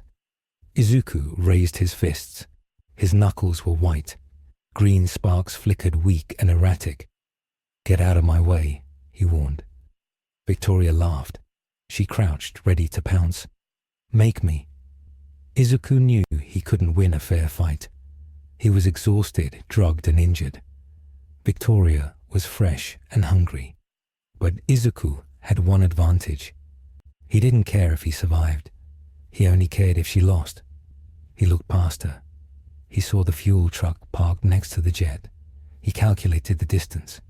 He calculated the blast radius. "Okay," Izuku said. "I'll make you." He didn't attack her. He turned and fired a Delaware Smash air bullet at the fuel truck valve. A spark from the impact ignited the fumes. The fuel truck detonated. The explosion engulfed the hangar. The shockwave threw Izuku backward into the darkness. Victoria shrieked as the flames consumed her vision. The roof of the hangar began to collapse. The icebox was falling apart, and somewhere in the smoke, Izuku Midoriya was falling with it. The massive outcome of his small choice to trust the doctor had led to this: the destruction of the secret facility, and the beginning of a three-way war between the US government, the vampire nation, and a lone boy who just wanted to go home. The world was a crushing weight of concrete and twisted rebar. Izuku woke up in darkness. The air was hot and tasted of aviation fuel and burnt flesh. He could not move his legs. A slab of the hangar roof had collapsed directly on top of him. If he had been a normal human, he would have been crushed into paste. But One for All had reacted instinctively. Blackwhip had lashed out in the split second before impact, forming a chaotic web of energy that acted like a roll cage. Now the black tendrils were holding up tons of debris, trembling with the strain. Izuku gasped for air, but inhaled smoke. He coughed, and the spasm sent bolts of white-hot agony through his ribs. His polymer cast was shattered. His arm felt like it was on fire. But he was alive. He pushed against the darkness. He had to get out. The facility was unstable. He could hear secondary explosions popping off in the distance like firecrackers. He focused on the black energy. He gritted his teeth. He visualized the debris moving. With a scream of effort, he shoved the concrete slab upward. It shifted a few inches, enough for him to drag his body through a gap in the rebar. He crawled over sharp metal and glass. His uniform was gone, burned away, leaving him in the remains of the scorched orange jumpsuit. He clawed his way toward a faint grey light above him. Tsuku burst out of the rubble and collapsed onto the surface of the Nevada desert. The night sky was choked with smoke. The scene before him was straight out of a nightmare. The icebox was gone. In its place was a smoking crater filled with the wreckage of the hangar and the transport plane. But the destruction was not the worst part. The worst part was the silence that had been replaced by the sounds of slaughter. The Volturi had not fled. They were finishing the job. The burning wreckage provided the perfect cover for their massacre. Zuku saw Felix standing on top of an overturned tank. He was ripping the hatch off with his bare hands. Inside, the crew screamed before the sound was cut short. Dimitri was moving through the smoke like a phantom snapping the necks of fleeing soldiers. The ground was littered with bodies. It wasn't a battle, it was an extermination. The US military's elite forces were being dismantled by creatures they didn't understand. But then a new sound cut through the chaos. A howl. Not one wolf, but 20. From the northern ridge, a tide of fur poured down the slope. The pack had followed the Cullens. They had tracked the scent of the vampire army across state lines. Sam Yulee led the charge, his massive black form crashing into the flank of the Volturi guard. The impact was seismic. Sam hit Felix with the force of a freight truck, knocking the giant vampire off the tank. The other wolves swarmed. They were fast enough to catch the vampires, and their teeth could tear through the diamond-hard skin. The battle shifted instantly. The vampires were surprised. They had never fought shapeshifters before. They expected easy prey, but found apex predators. Felix roared and grappled with Sam. They rolled through the fire, tearing at each other. The sheer kinetic energy of their fight cracked the desert floor. Izuku tried to stand. His legs were shaking. He scanned the battlefield for the Cullens. He saw them near the perimeter fence. They were fighting back to back. Edward was moving in a blur, intercepting attacks meant for Carlisle. Jasper was a whirlwind of precision strikes, holding off 3 Volturi guards at once. But they were losing. There were too many enemies. And the Volturi had Jane. Izuku saw the small blonde girl walking calmly through the battlefield. She wasn't fighting. She was looking. She locked eyes with Jasper. Jasper suddenly collapsed, screaming in agony. The pain illusion incapacitated him instantly. A Volturi guard lunged for his exposed neck. Alice threw herself in the way, knocking the guard aside, but she was backhanded by Alec. She flew backward and hit a concrete barrier hard. Izuku felt the rage boil up again. He couldn't let them die. He forced his body to move. He limped toward the fight. Every step was a battle against gravity. He was running on fumes. The vestige of the 4th user warned him. Danger. Multiple targets. Critical injury. Izuku ignored it. He focused on Jane. She was the anchor. If he could stop her, the Cullens stood a chance. But before he could reach her, a shadow fell over him. Victoria dropped from the sky. She was burned. Half of her hair was gone, and her skin was blistered and black from the explosion. But she was healing visibly. The burns were fading as her vampire physiology repaired the damage. She looked insane. Her eyes were wide and filled with hate.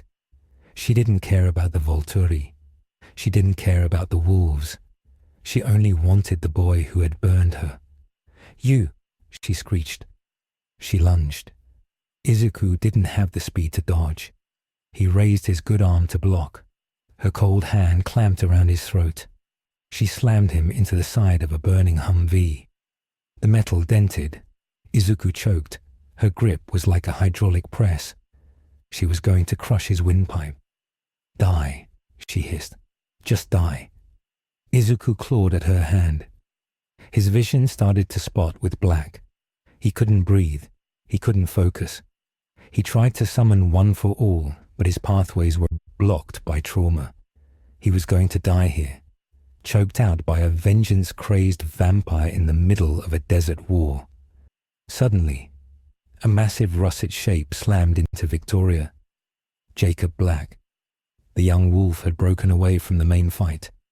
He hit Victoria with his shoulder, snapping her grip on Izuku. She flew sideways and tumbled into the dirt. Jacob stood over Izuku. He growled. It wasn't a friendly growl. It was a warning. "Stay down." Then he turned and charged Victoria. Izuku gasped, sucking in hot air. He rubbed his bruised throat. He looked at Jacob fighting Victoria. The wolf was strong, but Victoria was faster, and she knew how they fought. She was dancing around him, slashing his flanks with her claws. Jacob yelped as deep gashes appeared on his side. Izuku pushed himself off the Humvee. He couldn't stay down. He looked at the larger battle. It was descending into total anarchy. The military had regrouped. A squadron of Apache helicopters appeared over the ridge. They didn't care about distinguishing targets. They opened fire with chain guns and rockets. The ground erupted. 30 rounds tore through vampires and wolves alike. A rocket hit the ground near the Cullens, throwing Esme and Emmett into the air. The Volturi scattered, using their speed to evade the gunfire, but the wolves were large targets. One of the pack members, a young wolf named Seth, took a round to the leg and went down whining. Jane looked up at the helicopters. She couldn't use her pain on a machine, but Alec could. The boy beside her released his black mist. It rose like a living cloud swallowing the helicopters. Inside the cockpits, the pilots went blind and deaf. Panic ensued. 2 helicopters collided in mid-air and crashed into the battlefield, adding more fire and debris to the chaos. This was it, the end of everything. The masquerade was shattered. The supernatural world was at war with the human world, and they were destroying each other. Izuku stood in the center of the inferno. He felt small. He felt powerless. All his training, all his ideals seemed useless against this level of primal violence. The first user spoke to him. His voice was clear and calm. This is not a villain fight. This is a war of survival. You cannot punch your way out of this. You must end the cycle. Izuku looked at his hands. They were bloody and shaking. He looked at the chaos. He saw Sam Yuli crushing a guard's skull. He saw Felix tearing the door of a bunker to get to the soldiers inside. He saw Edward trying to drag Jasper to safety. He saw the hatred. He closed his eyes. He took a deep breath. He reached deep inside himself, past the pain, past the exhaustion, past the broken bones. He found the ember. It was small, but it was burning hot. He didn't pull on the stockpile. He pulled on the quirks. He activated Fa Jin. He began to build up kinetic energy. He didn't move. He just stood there, flexing his muscles over and over, pulsing the energy. He added Black Whip, wrapping his broken limbs in a supportive exoskeleton. He added Float, lifting himself a few inches off the ground to reduce friction. He opened his eyes. They were glowing with green lightning. But this time, the lightning was mixed with the red energy of Fa Jin. It was a volatile mix. He looked for the center of the conflict, the place where the fighting was thickest. It was near the crater of the hangar where the Volturi command was clustered. Jane and Alec were there, surrounded by the guard protecting themselves from the wolves. Izuku launched himself. He didn't run. He exploded forward. The ground beneath him shattered. He moved faster than he had ever moved in this world. He was a streak of green and red light. He bypassed the wolves. He bypassed the soldiers.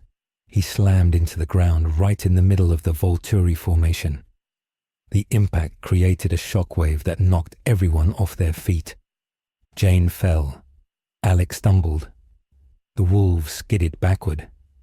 The shooting stopped for a second as everyone looked at the epicenter. Izuku stood there. Smoke curled off his skin. He was breathing hard. He looked at the vampires. He looked at the wolves. He looked at the soldiers peeking out from their cover. "Stop!" he screamed. His voice was amplified by the sheer pressure of his lungs. "Just stop!" Jane stood up. She brushed the dust off her cloak. She looked at Izuku with mild annoyance. She didn't fear him. She didn't understand him. She whispered a single word: pain. Izuku braced himself. He expected the agony. He expected to fall, but he didn't. The danger sense had warned him a fraction of a second before she spoke. In that fraction of a second, he had used Black Whip to slap a piece of debris, a twisted sheet of metal between his eyes and her gaze. The visual link was broken. The pain didn't come. Jane blinked in surprise. Izuku didn't waste the moment. He charged her, not to hit her. He grabbed her by the collar of her cloak. He activated float. He rocketed into the sky, dragging the terrifying vampire girl with him.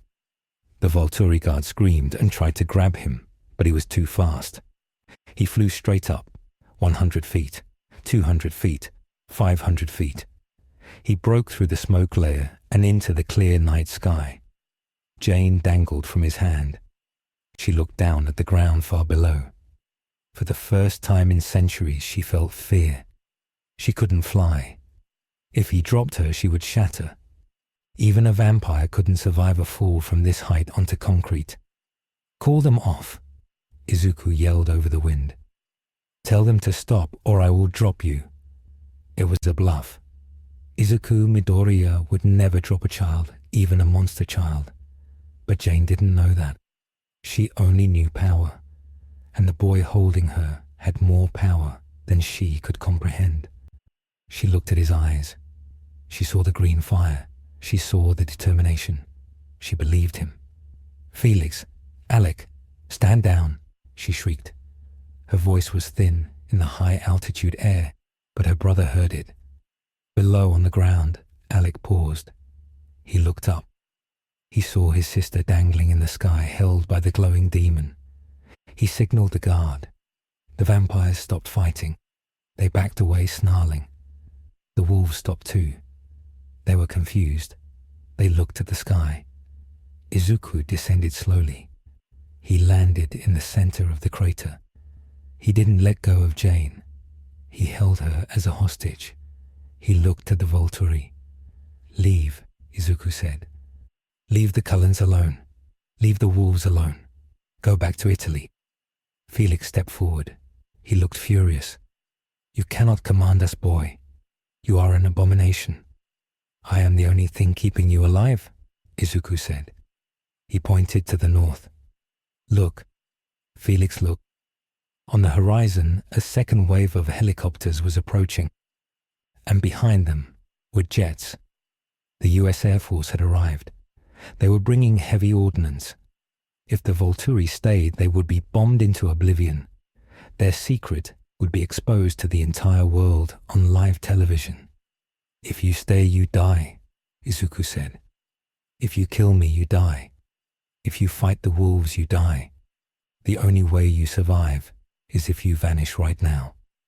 Alec looked at the approaching jets. He looked at Jane, who was trembling in Izuku's grip.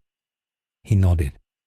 It was a strategic retreat, not a defeat, a calculation. "Release her," Alec said. Izuku shoved Jane toward her brother. She stumbled and fell. She glared at Izuku with pure venom. "This isn't over," she hissed.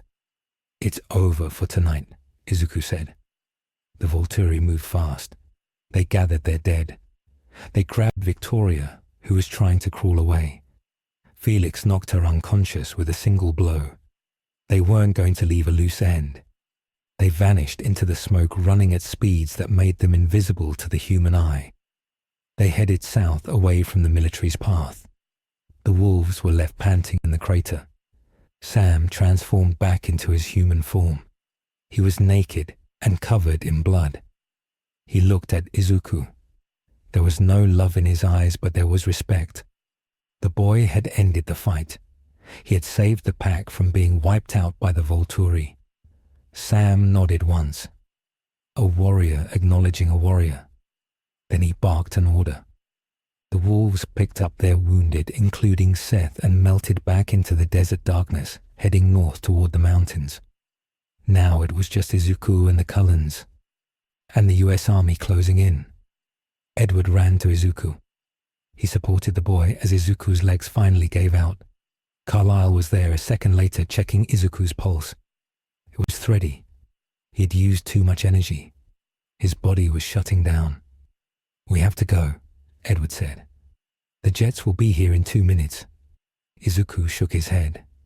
He pushed Edward away. "No, you go. They are tracking me. My energy signature. It's too bright. If I go with you, they will never stop hunting you." "We aren't leaving you," Bella screamed, running up to them. She was covered in dirt and soot. "Your family." Izuku smiled. It was a weak, broken smile. "That's why I have to stay.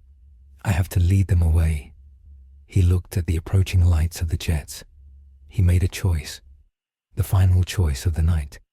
He would not surrender again, but he would not lead the danger to his friends.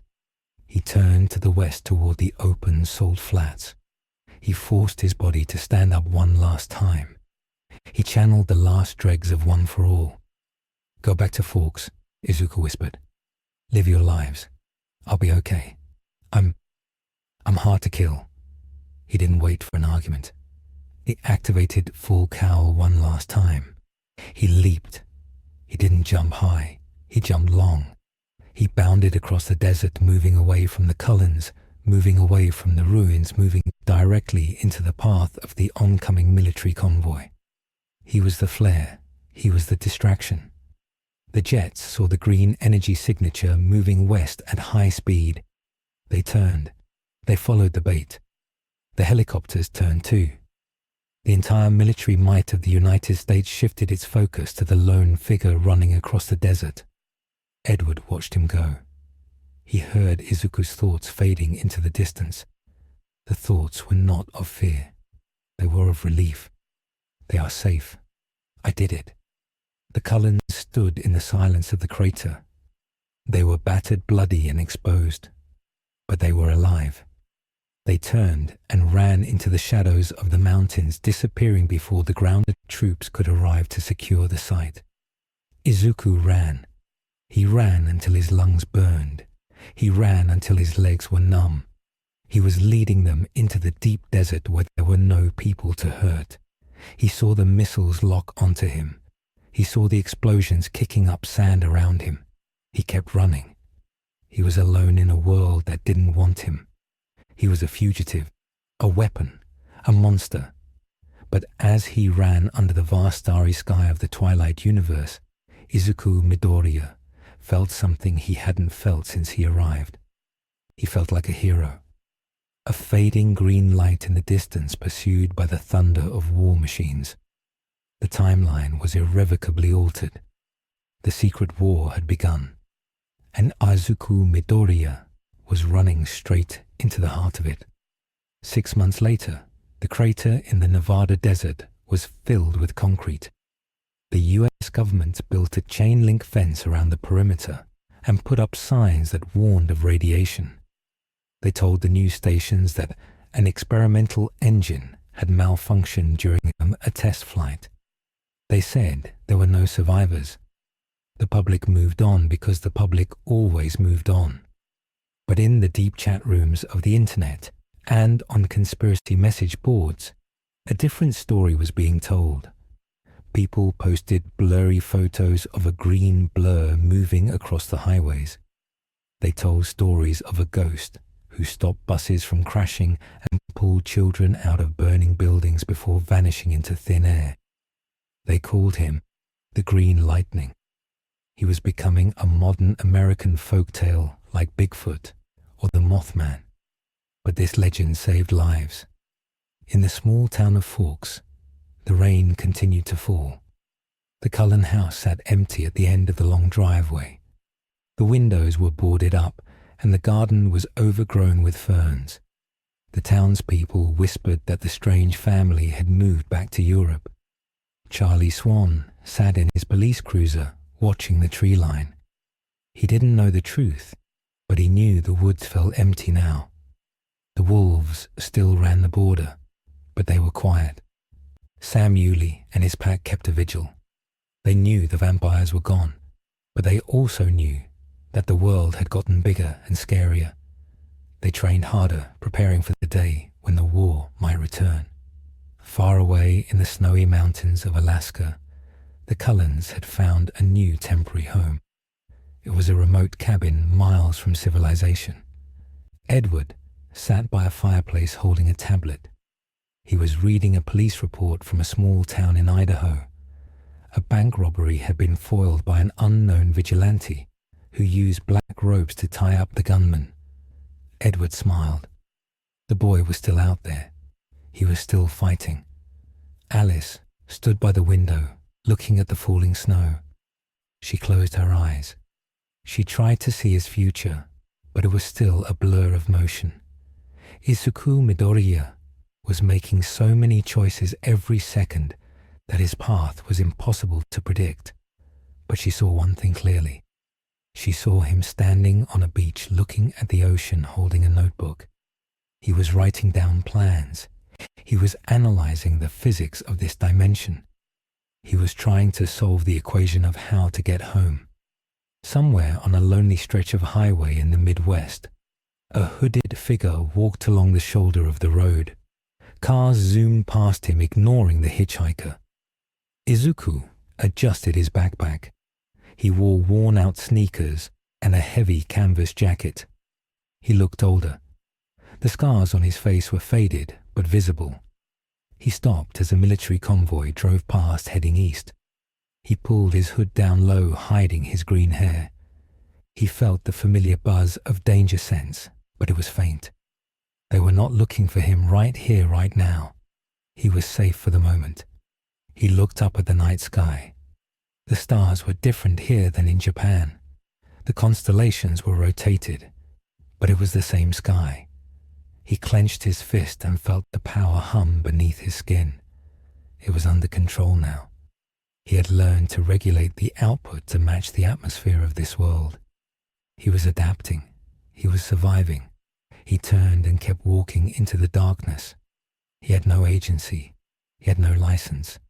He had no all might to guide him. But he had his heart. And as long as he had that, he was a hero.